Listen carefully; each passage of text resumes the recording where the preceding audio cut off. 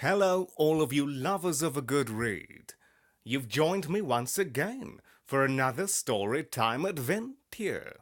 Except this time round, I commissioned a good friend of mine to write a story which is actually competently written for a change, because I was getting tired of reading scrawlings that seemed like they were made by a 12-year-old mad person. So, here we go.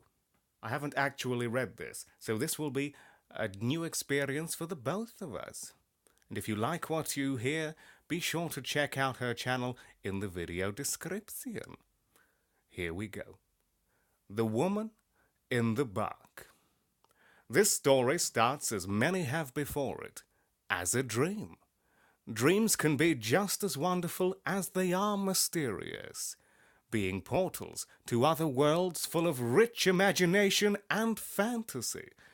Sometimes they start out with familiar people, or even your favorite characters from your favorite books and movies.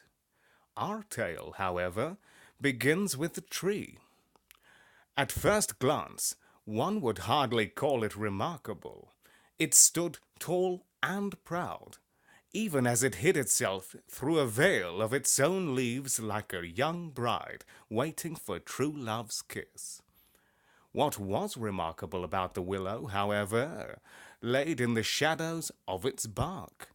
There, plainly for anyone who dared to enter its domain, was a mask of a woman, just as much a part of the tree as the rest of it. Of course, as is the way of mankind, theories developed among the neighboring village on how the tree happened to become that way. The local baker scoffed, declaring with a boastful voice that it was probably a prank pulled by children. The culprit long since forgotten with the times. One of the farmers, however, noticed that the bark grew around the porcelain mask, and only an expert could tack the thing on a growing sapling without causing it any harm. So, he nodded to himself in certainty. It had to be a public piece, created by some plant enthusiast artist. The church, on the other hand, said it was proof that the end of the world was upon them, and that it was the face of the Virgin Mother that would lead them to heaven. Most of the villagers ignored the apocalyptic sentiment entirely. The children, however, had their own stories. That the tree was actually a ghost of a young woman long since passed, and if you paid close enough attention, as you plucked their fruit and cut off their limbs, you could see the tiniest of tears slip through the closed porcelain eyes.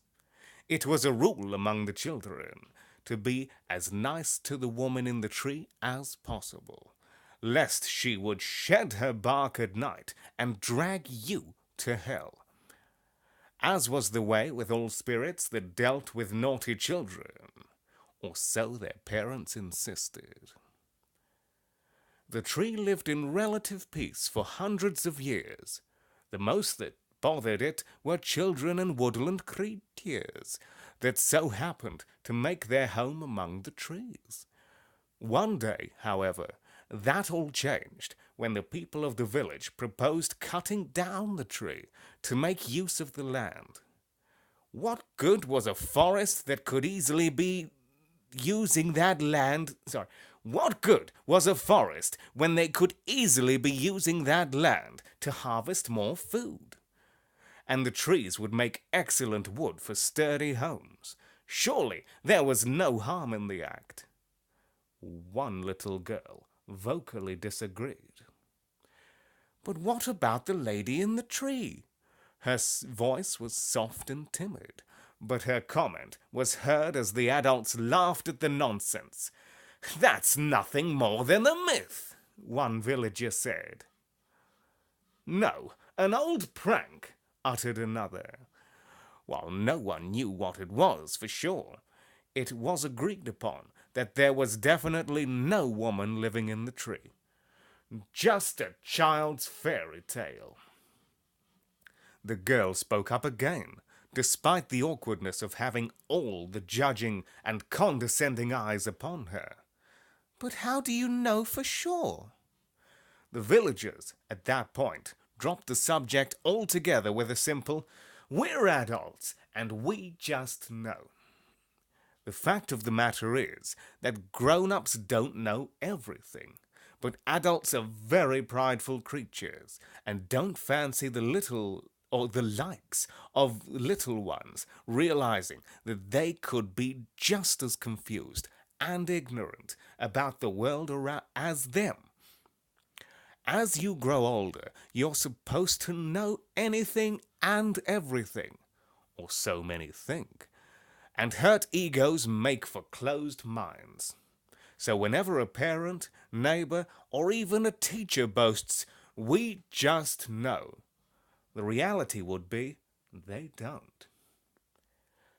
The little girl had a feeling that this was the case, but no matter how much she protested, none would listen.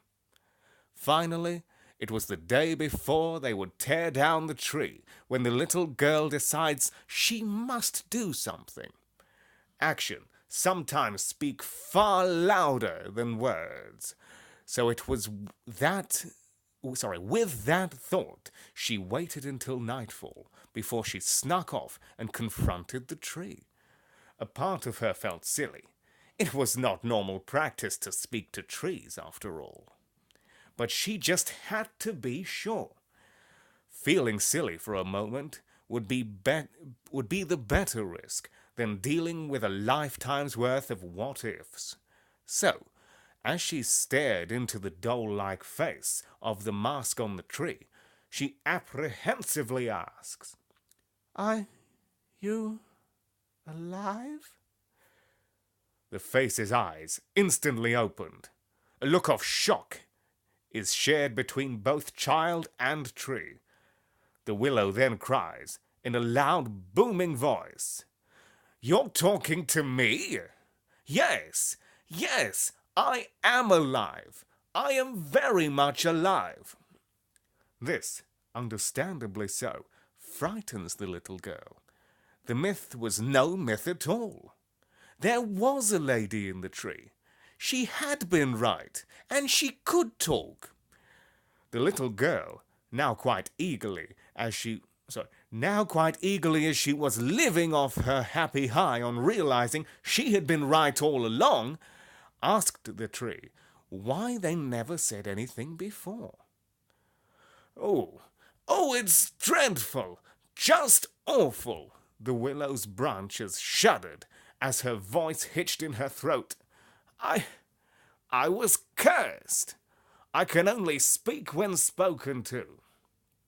The little girl, in all these years, had been the first to ever dare to ask her anything. The question, whether she was there, locked inside herself with a voice that begged to be heard. But now that the child had finally done so, she could go and bring others, and maybe they could find a way to lift the curse so she could be free once more. Unfortunately, all hope of the villagers being helped died with the little girl's next words. "No, they won't listen. Once the morning light reaches the peak of the sky, they plan to start cutting down you and every other tree here." The tree, looking grave, begged the child for help, her porcelain eyes wide from dread.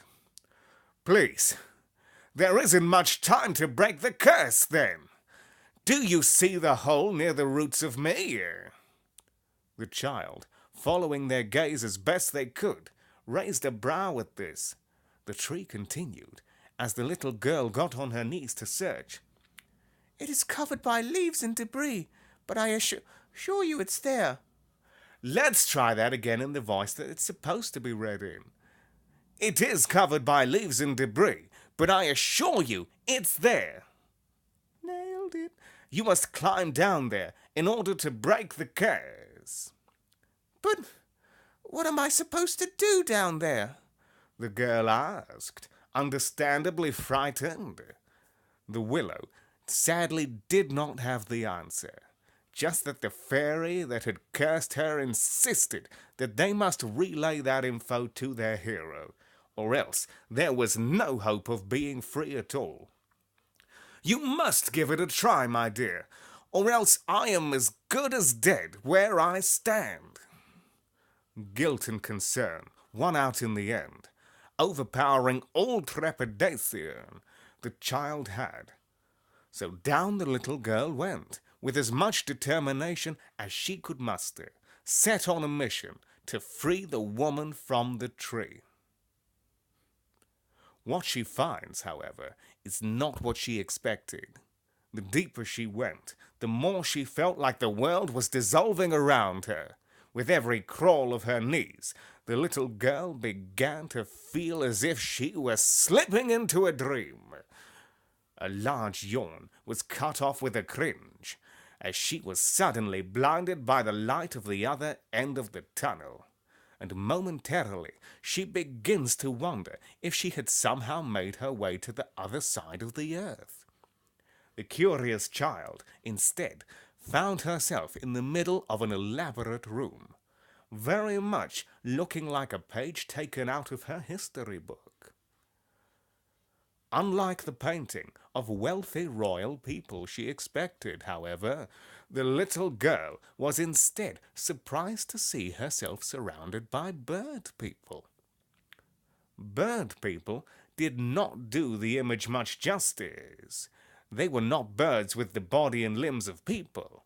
They weren't even simple birds dressed in clothes. What she saw were castle cleaners holding feather dusters in their wings, and their long necks bent and searching for messes to rid of. At the end of their swan-like necks were the faces of humans.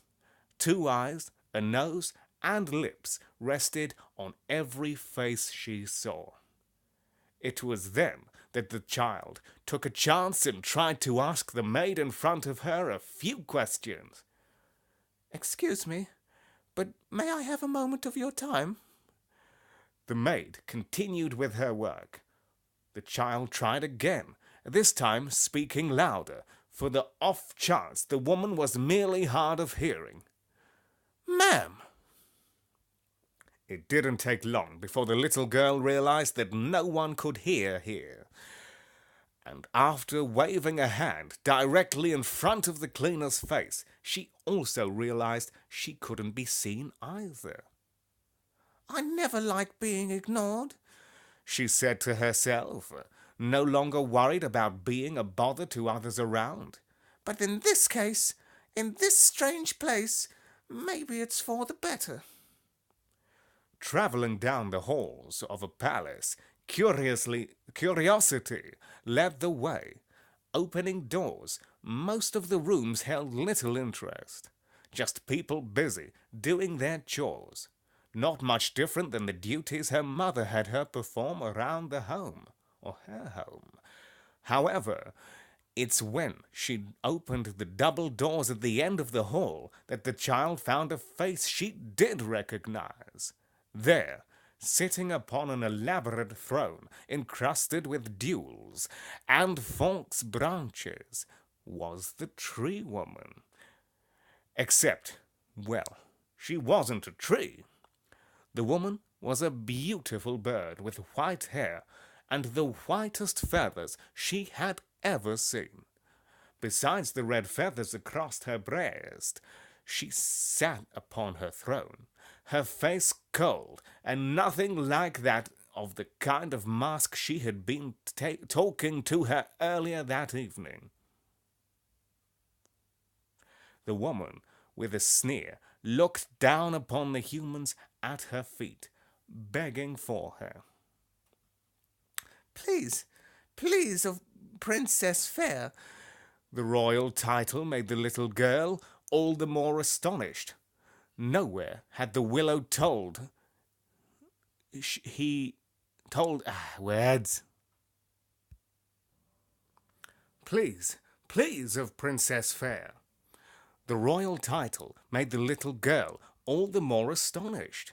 Nowhere had the willow told she had been a princess. The humans carried on. We beseech you, in our village we are dying, starving, and we come asking for your kingdom to share your kindness and some spare food. The princess raised her nose, huffing in disgust.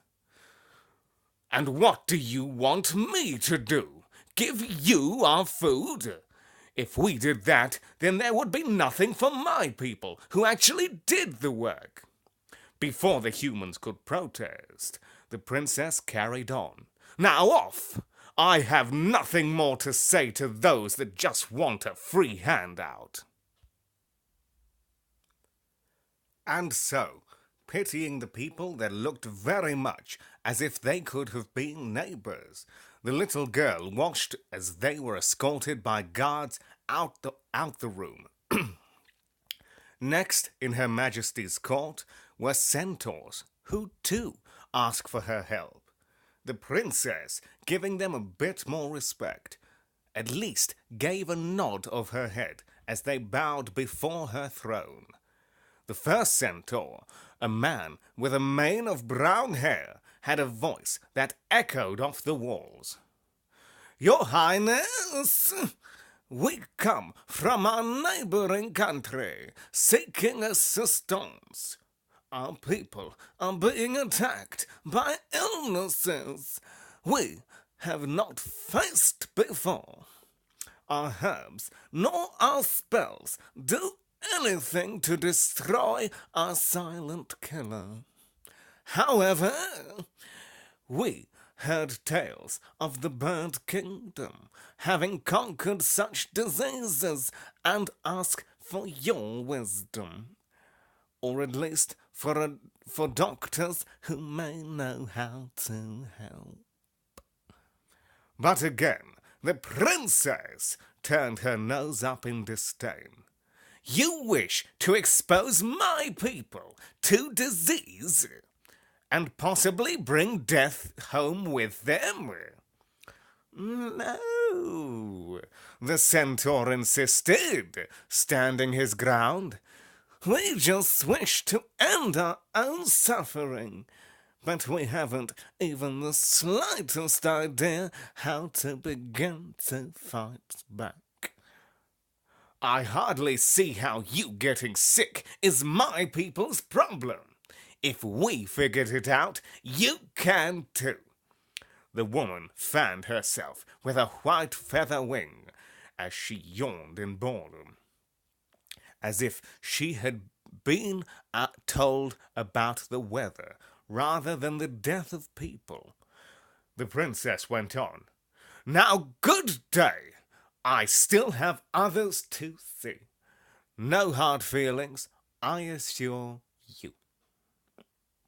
This, however, didn't stop the centaurs from being upset, even as they marched out of the room, the clip-clops of their hooves sounding more like the angry stomps of a child with a tantrum.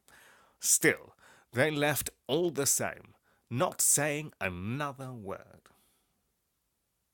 Finally, the last visitor of the palace glides into the room. The little girl finds herself covering her eyes as the last guest appeared to be as naked as she was old. And too, both of which she very much was. The only thing covering the old sharp's chiseled features was her see-through wings that draped over her form like cloth. Her face was stern, even as the royal announcer declared she was the Duchess from the Fairy Kingdom. The princess didn't even get a chance to greet her, as the ancient fairy got directly to the point. I require a place for me and my assistant to sleep for the night, baby. We are returning home from a banquet. And just receive word that a stone will be rolling in before we can return to my estate. You feel me? Don't you? basically what she said. We all heard it. The little girl may not have been royalty, but she had read many a book in her time about fairies. They were easy to upset, and getting on their bad side was dire. And she could only imagine what an angry royal fairy would do. Unknown to the child, it wasn't as simple as the fellow royal expecting to be kept. For you see,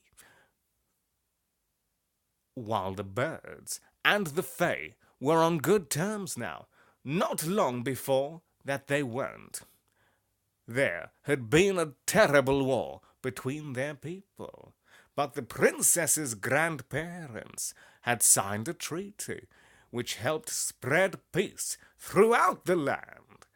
Of course, it was the thing to do, giving an ally a peace or place to rest on their way home. No. The princess, however, glared. Quite frankly, Your Grace, I don't understand. I don't see what gives a duchess the right to come into my castle to start ordering me around. Getting a bit too much now. The fairy was momentarily shocked before her face became stained in an angry red hue. She growled. Wow, my chosen voice isn't going to work well with this line. Are you daft, child? She hissed, throwing around her age like it held weight. Not only is it in the treaty, but how dare you speak to your elders in such a manner, baby? Recognize. The feathered princess did not waver. I speak to whoever I choose, however I choose. Fuck that one right up. I speak to whoever I choose. Nailed it. However I choose. I especially don't get charged around by old crows. Find another castle. I won't be having you stay at mine. And with that, the bird woman rose from her throne, fluttering down the steps before leaving her through her own exit. The young girl just watched, flabbergasted, as the princess walked away, leaving her in the room with the scorned fairy. You see, the thing about fairies is, they do not take rudeness well. The Duchess of the Fae, with the guards forcefully escorting her from the courtroom, roared. You a fool, princess, baby, and you shall live to regret the day you ever insulted me. That day came the following morning, when the princess was out in her royal drinking garden. Doesn't say drinking. Drinking her tea. Did say drinking. We all saw it. Smooth. Getting a bit sassy now. The next thing she knew, the sky was cast an ominous red. The sounds of people being screaming, were heard all around. Sound of people's screams. Think that's what you meant. I don't know. Not a writer. And there, behind her, was the very fairy she had insulted. The little girl watched in horror as the bird people's cries twisted into a haunting melody that filled the air. The princess attempted to fly away, to escape, but her wings were cut off easily with a skilled flick of a wrist and the slash of a sword, leaving her crumbled on the ground in her blood. The fairy sneered as she cast the weapon aside. I think this is the person from the previous bit. Yes, it is. Okay, here we go again. Gather round. Your selfishness will be your very people's downfall. You treated me as if I wasn't even a person, baby. Wasn't even worthy of your respect. It's time I do the same to your bitch ass.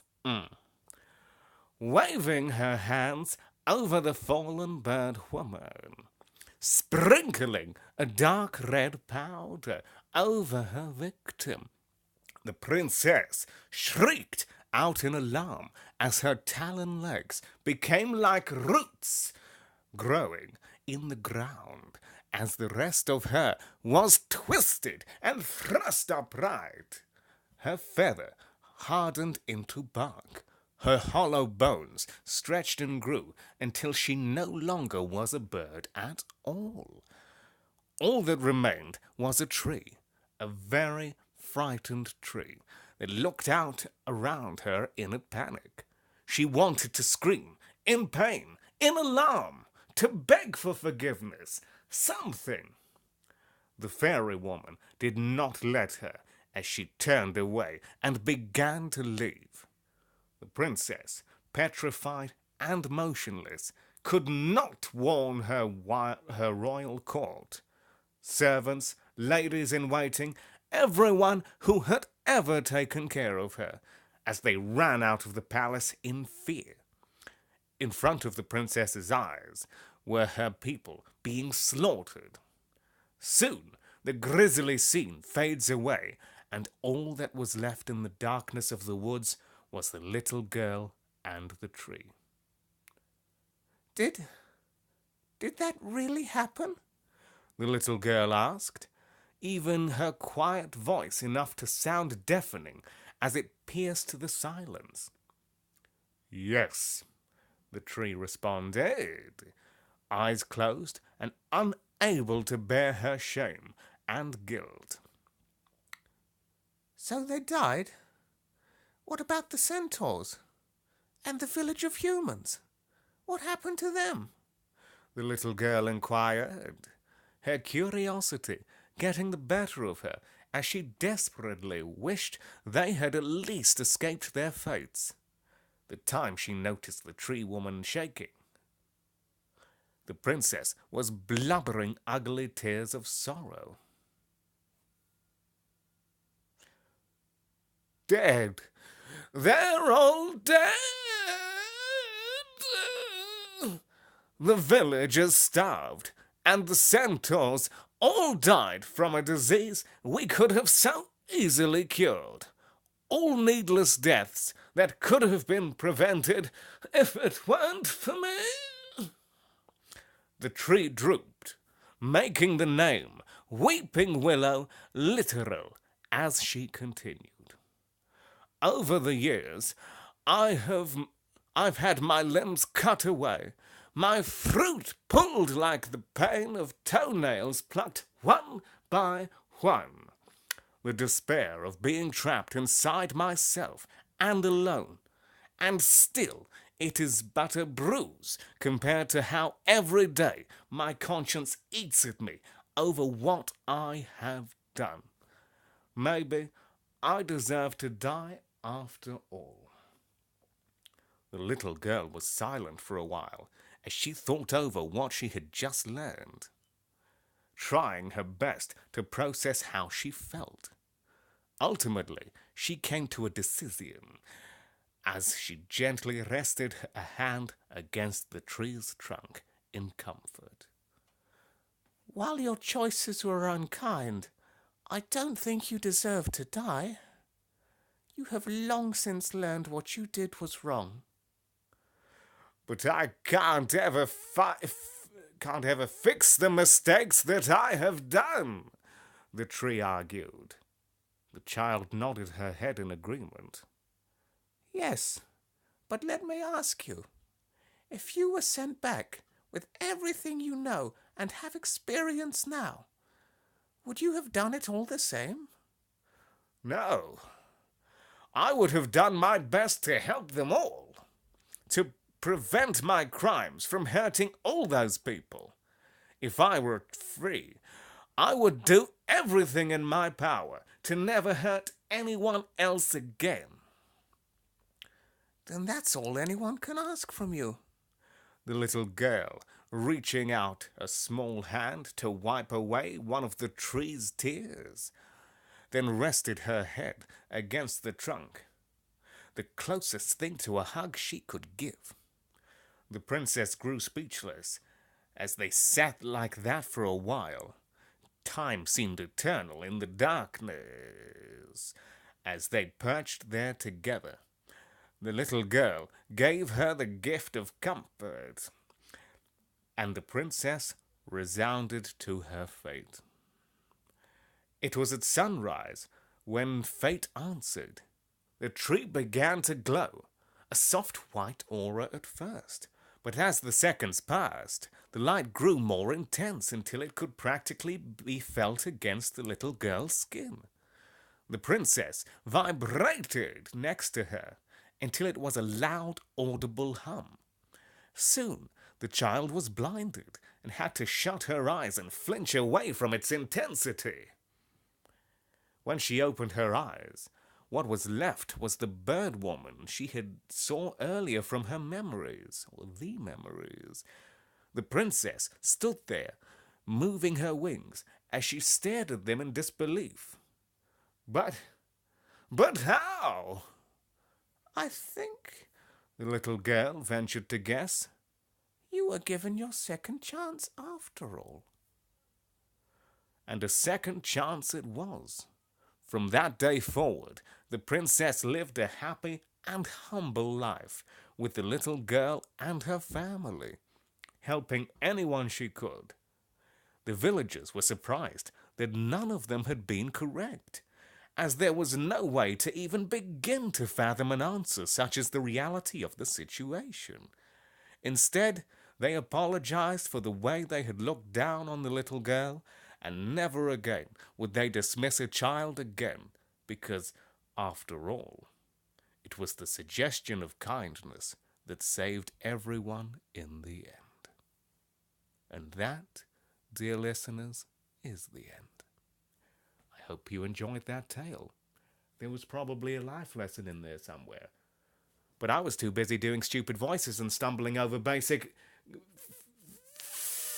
words. There we go. Don't know where I was going with that, but we're done. We're done here.